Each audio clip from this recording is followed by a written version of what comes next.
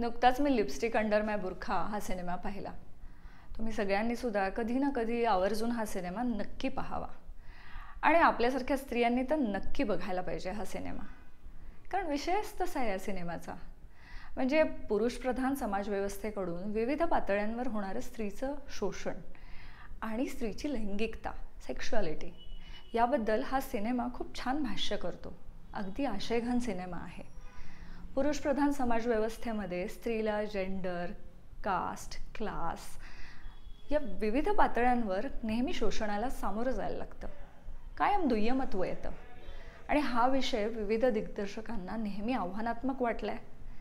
भारतामध्ये असे अनेक सिनेमा आहेत की ज्याच्यामध्ये हा विषय हाताळला आहे. भूमिका, अर्थ, रिहाई, बँडेड क्वीन किंवा अगदी अलीकडे आलेला क्वीन, लंच बॉक्स अशा अनेक सिनेमांमधनं हा विषय हाताळला आहे. याच पठडीतला पण थोडासा पुढे जाऊन स्त्रीच्या लैंगिकतेबद्दल, तिच्या सेक्शुअलिटीबद्दल बोलणारा हा सिनेमा. दिग्दर्शिका अलंकृता श्रीवास्तवनी हा सिनेमाचा विषय खूप छान हाताळला आहे. खऱ्या अर्थानं स्त्रीला लैंगिक स्वातंत्र्य मिळतं का? की इथे सुद्धा पुरुषप्रधान समाजव्यवस्थेकडून तिची गळचेपी केली जाते, अशा काहीशा विषयाचा धांडोळा दिग्दर्शिकेने इथे घेतला आहे. पुरुषप्रधान समाजव्यवस्थेमध्ये नैतिक आचार, विचार, धर्माची बंधनं अशा वेगवेगळ्या बंधनांखाली स्त्रीच्या या स्वातंत्र्याची कायम गळचेपी केली जाते, कायम तिची घुसमट होते. आणि मग या घुसमटीमधनं बाहेर पडण्यासाठी वैयक्तिक पातळीवर, सामाजिक पातळीवर तिला वेगवेगळ्या लढ्यांना तोंड द्यायला लागतं. लिपस्टिक अंडर माय बुरखामध्ये अशाच काही स्त्रिया आहेत ज्या सामाजिक बंधनांच्या बुरख्याआडून लिपस्टिकवाली स्वप्न बघतायत. रिहाना, शीला, शिरीन आणि बुवाजी उर्फ उषा या 4 बायकांची ही कथा. भोपाळमधल्या एकाच हवेलीत पण वेगवेगळ्या कुटुंबात राहणाऱ्या या बायका. याशिवाय रत्ना पाठकजींच्या आवाजातून व्हॉइस ओव्हरमधनं वेगवेगळ्या टप्प्यावर रोझी नावाचं एक कॅरेक्टर येत असतं. स्क्रीनवर दिसणाऱ्या 4ही बायका कोणत्या ना कोणत्या टप्प्यावर रोझी म्हणून व्यक्त होत असतात. कधीकधी ही रोझी बघणाऱ्या प्रेक्षकांच्या मनातली सुद्धा असते बरं का. रेहाना अशा अनेक मुलींचं प्रतिनिधित्व करते ज्या पुरुषप्रधान संस्कृतीमध्ये दबल्या गेलेल्या आहेत. या मुलींना आईबाप केवळ एकाच भीतीखाली वाढवत असतात, समाज काय म्हणेल.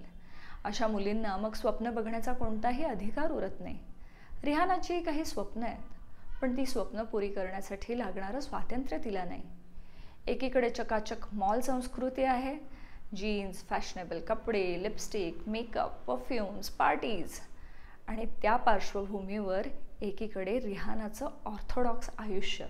ह्या सगळ्यामध्ये होणारी घुसमट दिग्दर्शिकेने फार छान हाताळली आहे. शीलाच्या बाबतीत रूढ अर्थाचं स्वातंत्र्य असणं असा प्रश्नच नाही आहे.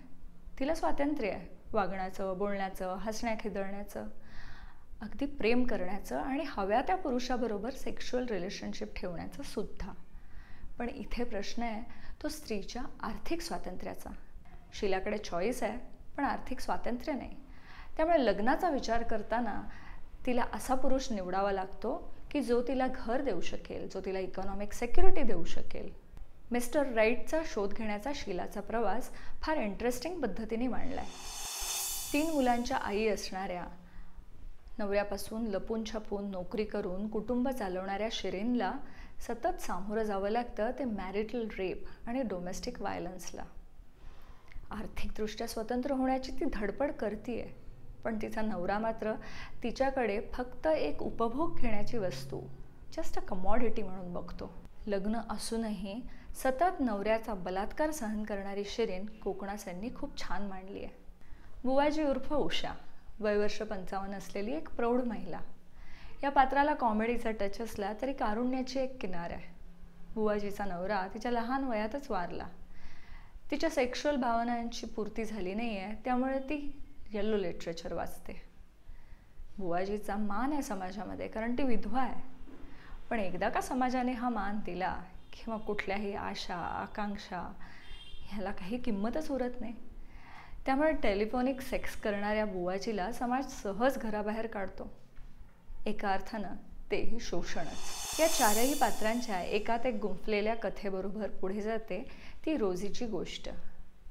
अधूनमधून वास्तव जगातून फॅन्टसीमध्ये घेऊन जाणारी, फॅन्टसीतून पुन्हा वास्तव जगामध्ये घेऊन येणारी ही रोझी.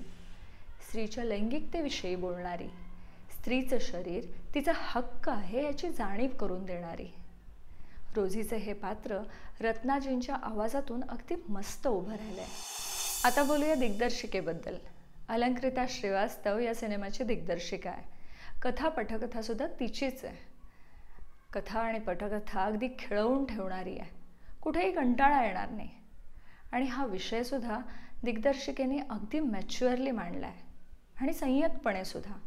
म्हणजे बऱ्याच ठिकाणी सिनेमॅटिक किंवा लार्जर दॅन लाईफ करण्याच्या जागा असताना सुद्धा त्यांनी खूप भान राखलंय. म्हणजे या सिनेमामध्ये अगदी अशी विद्रोही करणारी कोणी हिरोईन समोर येत नाही. इथे आहे रिहाना, जी बंद दारामागे म्युझिक नसताना सुद्धा बेभान होऊन नाचते.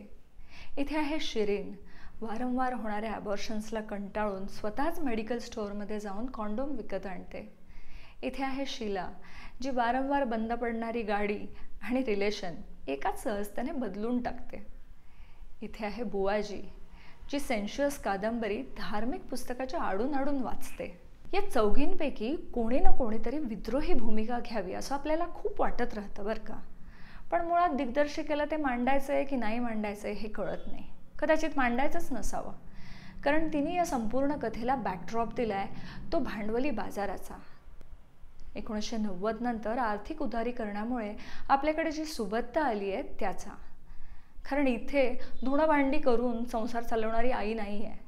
इथे आहे न्यूड पेंटिंगसाठी स्वतःचं शरीर भाड्याने देणारी बाई आणि त्या पैशातून आपल्या मुलीला मोठं करणारी आई. बदलत्या स्त्री जीवनाची ही रूपं विचारी प्रेक्षकांना निश्चित अंतर्मुख करतील. वैचारिक भूमिका घेऊन पुरुषी वर्चस्वाला आव्हान देणाऱ्या एकेकाळच्या ब्रा बर्नर स्त्रिया कुठे, आणि स्विमिंग कॉस्ट्यूम घालावासा वाटणारी बुवाजी कुठे, किंवा स्वातंत्र्य मिळवण्यासाठी मॉलमध्ये चोऱ्या करणारी रिहाना कुठे. त्यामुळे या सिनेमाला खऱ्या अर्थाने फेमिनिस्ट सिनेमा म्हणावा का अशी शंकाच आहे. कदाचित दिग्दर्शिकेला फक्त सामान्यातल्या सामान्य बाईची गोष्ट मांडायची आहे, ज्या बाईला दिवसातनं किमान 5-10 प्रसंगातनं तरी पुरुषी वर्चस्वाला, पुरुषी मानसिकतेला सामोरं जावं लागतं. आणि मग अशा वेळेस स्वतःचं स्वातंत्र्य मिळवण्यासाठी ती काय करते? कुठल्या ना कुठल्या बुरख्याच्या आडून ती हे स्वातंत्र्य मिळवते. हीच तिची लढाई आहे. ह्या अशाच छोट्या छोट्या लढाया स्त्रिया रोजच लढत असतात, पण त्या स्वप्न बघणं थांबवत नाहीत. पुरुषप्रधान समाजव्यवस्थेमध्ये स्वतःची छोटीशी का होईना स्पेस तयार करणं त्या थांबवत नाहीत. सिनेमाच्या शेवटी या चारही बायका एकत्र येतात आणि सिगरेट पित असतात. सिनेमाचा शेवट म्हणून तो फारसा पटत नसला तरी यातलं कोणतं ना कोणतं कॅरेक्टर भावतं, आपलंसं वाटू लागतं, आणि तेच या सिनेमाचं खरं यश आहे. सिनेमॅटोग्राफी विषयाला साजेशी आहे. स्त्रीच्या भावविश्वाच्या छोट्या छोट्या डिटेल्सचं चित्रीकरण अगदी मस्त झालं आहे. अभिनय तर सगळ्यांचाच उत्तम झाला आहे. म्युझिकही साजेसच आहे. मैत्रिणींनो, आयुष्यात केव्हा ना केव्हा हा सिनेमा जरूर बघा, कारण लिपस्टिकवाली स्वप्न बघण्याचा अधिकार आपल्या सगळ्यांनाच आहे, नाही का? आणि पुरुषांनी सुद्धा हा रिव्ह्यू पाहिल्यानंतर एका वेगळ्या नजरेने सिनेमा परत पाहायला हरकत नाही. यातून तुम्हाला तुमच्या आयुष्यातल्या स्त्रियांना अधिक चांगल्या पद्धतीने समजून घेता येईल. तर आमच्या सिनेस्थेशिया या चॅनलकडून लिपस्टिक अंडर बुरखा या सिनेमाला आहेत 3.5 स्टार, आणि यातला 1 स्टार तर अलंकृताने ज्या पद्धतीने सेन्सॉर बोर्डाशी लढून सिनेमा रिलीज केला त्यासाठी दिलाय.